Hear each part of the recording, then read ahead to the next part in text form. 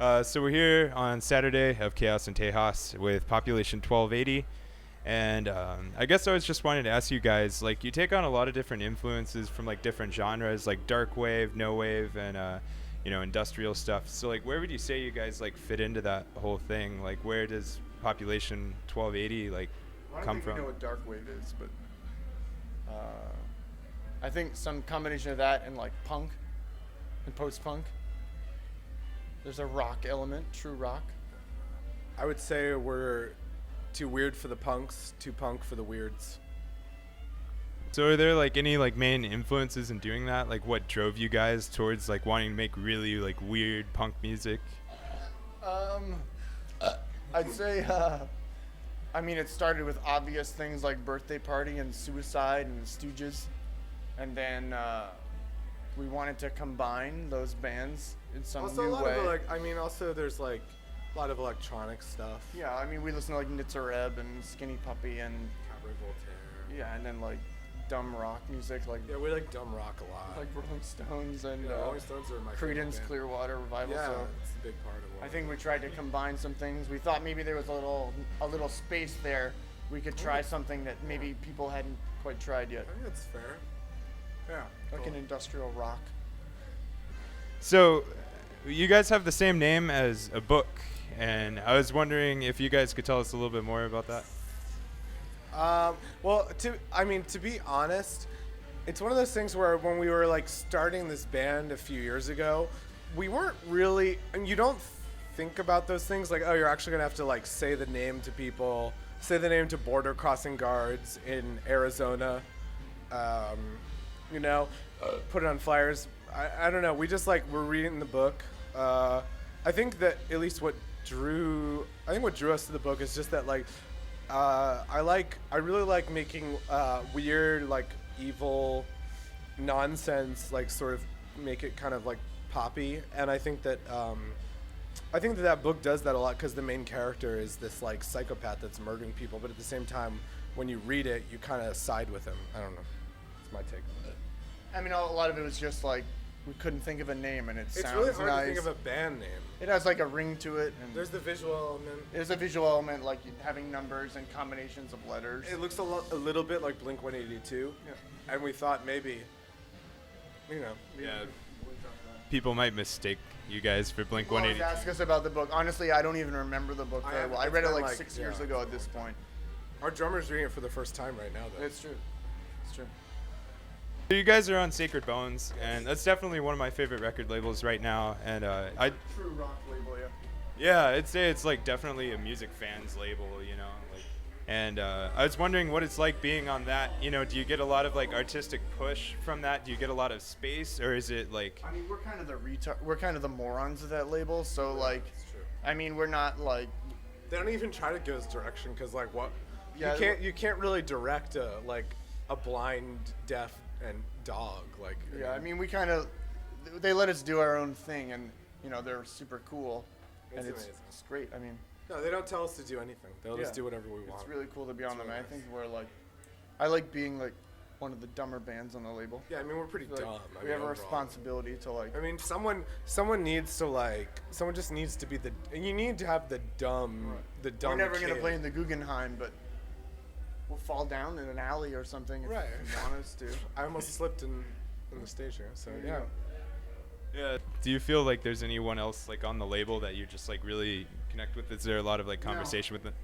No. I would actually say I really like Slug Guts. Oh yeah, Slug Guts are I great. think Slug yeah. Guts LP. They're at least I haven't heard the one that's going to come out in a few months, but I think the one that they put out already was a really it's one of the solid best records. solid piece of art.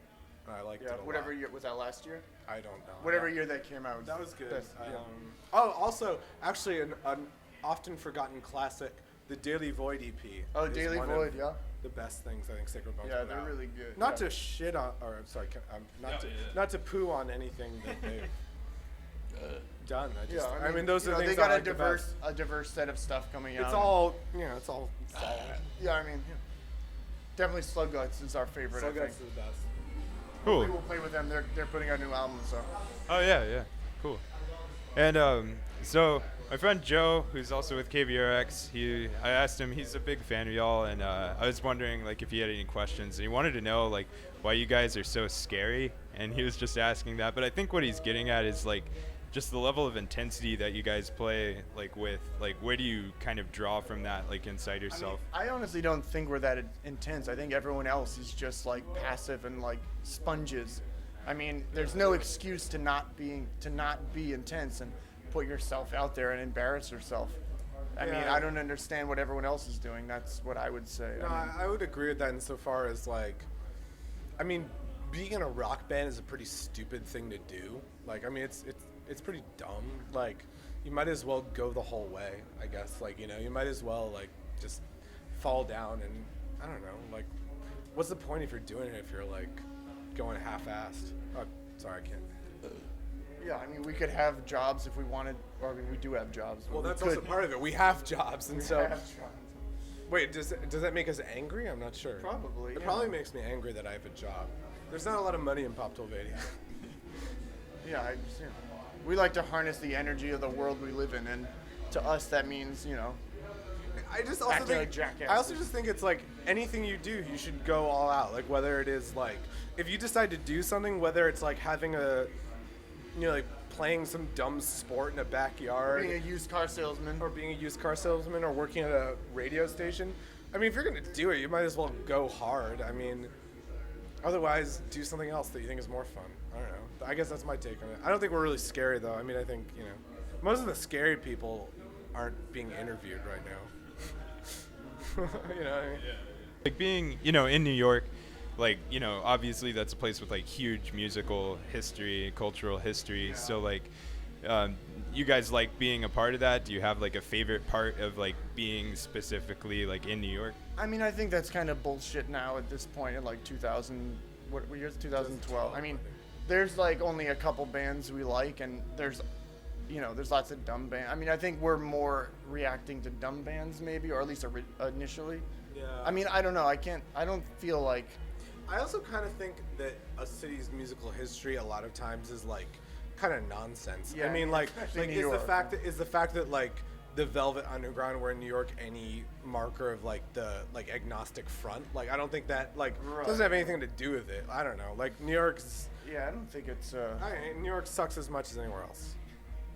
Yeah, I mean, it's cool because you can do whatever. There's, I mean, you know, there's some lots advantages. of shows and cool shit happening. But I mean, there are a lot of places we've been that there are like, you know, there's a lot going on. I don't think we've like connected with some special scene where there's like 20 bands all, you know, hanging out in a bar together. That's not. You've that never doesn't heard happen. the Velvet Underground. I've Actually. never heard them. At least never. I've seen Lou Reed, but I never hung out with him. Listening to like your music on record and stuff like that, and I saw like a session you guys did with an internet radio station, and like radio. That was probably yeah. That was something. yeah, and I was curious just because like I wasn't expecting, I guess, like kind of the like hypersexual sort of like motions to go along like with your vocal act, and so I was curious like where that comes from. I mean, our live show has always been that way. I think something maybe we're working on is it's hard to put that on record, so we're working to, you know, definitely the next record that's going to be more prominent. The pelvic groove. Yeah, it's hard. It's hard like, to get a pelvic groove on. This is our first band, so it's new, you know. Definitely, it's a big part of the thing. Definitely, our live show's always been that way. I never really thought about it. We try and, I mean, yeah, we try and be sexy, but Doesn't really work. we don't have any. Well, Delete that. yeah, can you delete that? Definitely using it now. 1, 2, 3. Hey, Hi, we're Pop 1280. You're KV thanks to this the is KVRX.